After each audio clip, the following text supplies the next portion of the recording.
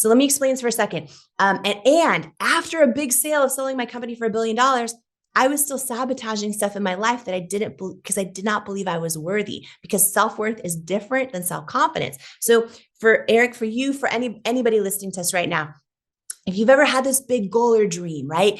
And because here's the thing about self-confidence, I want to break this down because it's a huge distinction and what makes self-worth so important and why self-worth is your ceiling.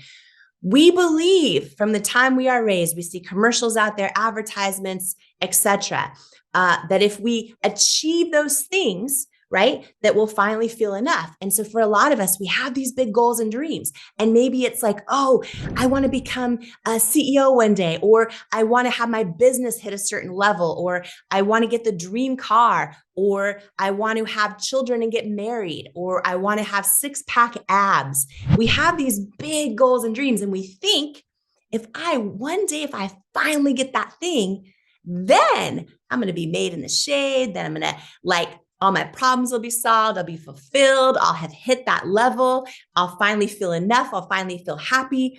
And for most of us, maybe we've worked decades to get one of those goals, or years, right?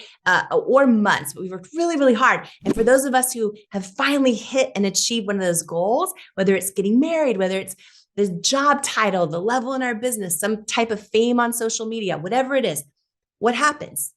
We get it and we're happy. Usually we're happy for a little bit. And before we know it, we're back to feeling like something is missing, like it's not enough, like we're not enough. And it's because the pursuit of all those things builds self-confidence, which is really important. When we're pursuing those things, we're often growing. A lot of times we're contributing to something bigger than ourselves. All those things are important and build self-confidence. But underneath it all, none of those things that we achieve build self-worth, which is different. And the way I can describe it is almost like your self-confidence is the house you're building with all the rooms and the artwork and the this and that. Your self-worth is the foundation beneath that house. If you're into network marketing, entrepreneurship, or personal development, hit subscribe for daily content. Don't miss out. We've got you covered every single day. Let's grow together.